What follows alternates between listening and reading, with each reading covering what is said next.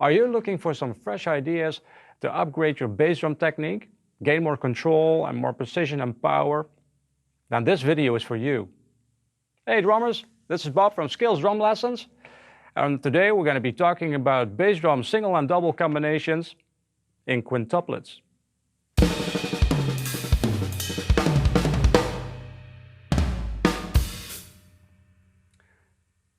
What we're going to be doing is playing the quintuplet as the 3-2 or as the 2-3 version.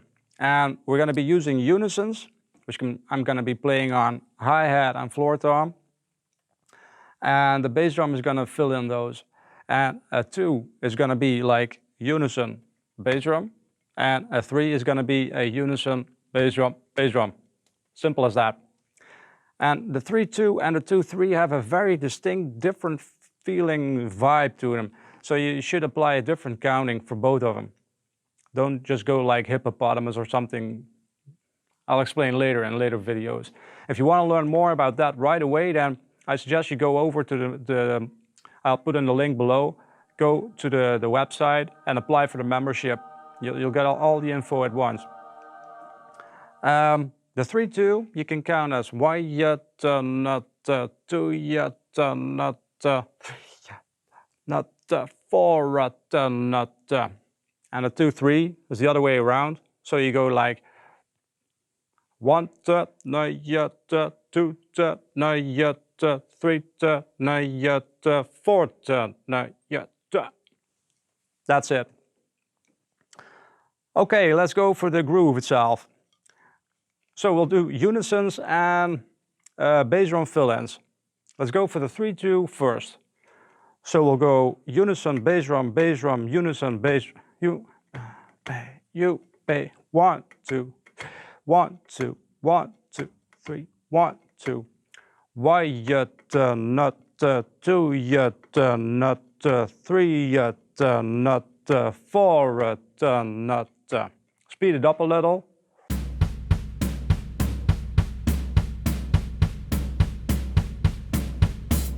And you can speed it up. But it really gets going, these type of things, and it always motivates me, and I see it in the students as well. It motivates a lot more to add a backbeat to these kind of exercises, so you really get a groove going. So what we do is simply put the 2-1-4 on snare, add a little rim shot for a little fatness, and you get this.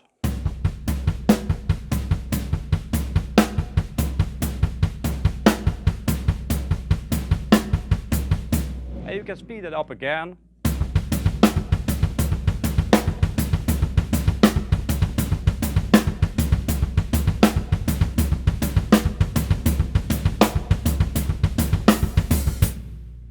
A little bit about technique there. Don't worry too much about it. I just use a slide-in technique with the bass drum. So you put it on like half of the pedal, the first stroke, and you slide in on the second one of the double. And because you constantly have to move around with the singles in between, that's why practicing combinations of those are really helpful for your accuracy and speed altogether and control, especially. Because you constantly have to accelerate and deaccelerate between the singles and doubles, or decelerate, I should say, your body gets used to the movement really quickly. So it's an excellent exercise. Other than that, don't pay too much attention to the technique. You'll iron out the wrinkles by itself. So,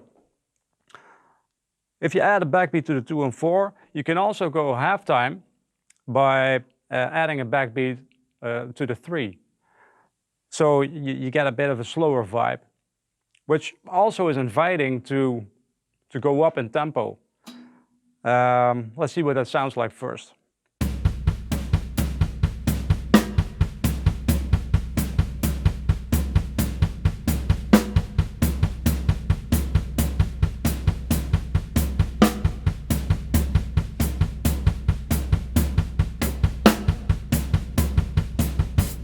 So a really cool halftime sounding vibe. Let's do that a little faster.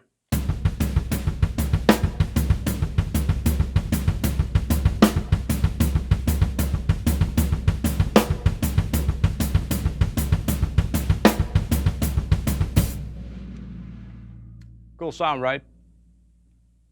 Now you can also do some orchestrations with that. Why just play it on the floor tom? I mean, there's lots more to choose from. So let's go over the toms a bit. Let's try something. Let's see what happens.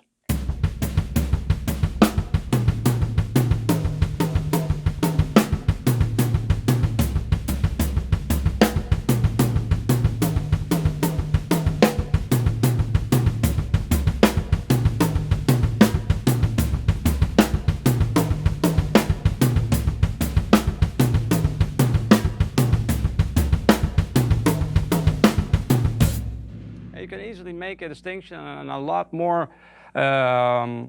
form in the exercise, which makes it a lot more musically interesting. You're not just practicing the technical side of things, but you're also developing the conceptual idea of adding form and adding orchestration to create melody, and makes it a lot more interesting, really. So there's lots you can do about it, and I suggest you just try a lot of things with it. You can also try this with the left side, of course. So you would be playing a right side hi-hat, for instance, and a left hand on the floor.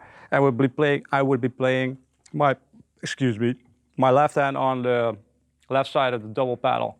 So you get this.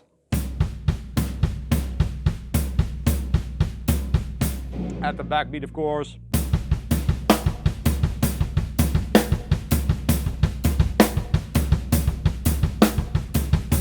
Or make it halftime.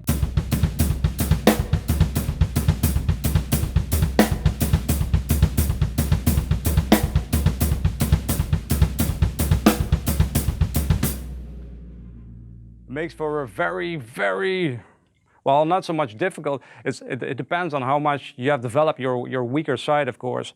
But it makes for an interesting exercise. Go try that as well. Now let's do the same in 2/3 quintuplets. So we go 2/3, 1 2 1 2 3, or 1 to nayet, and also add the backbeat and orchestrations and blah blah.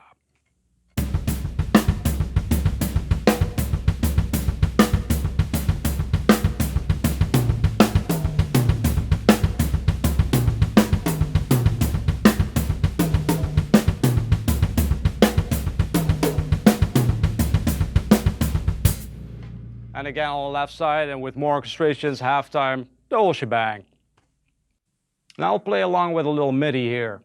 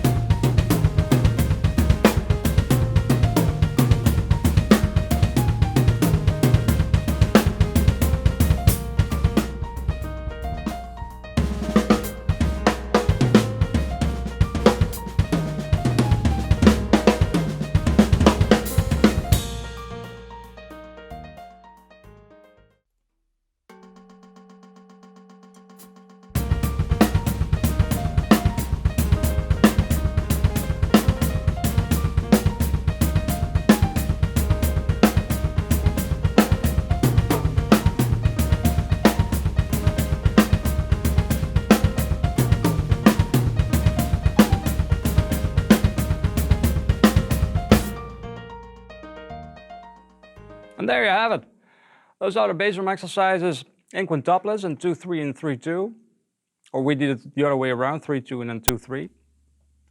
If you liked the video, give it a thumbs up and hit the subscribe button.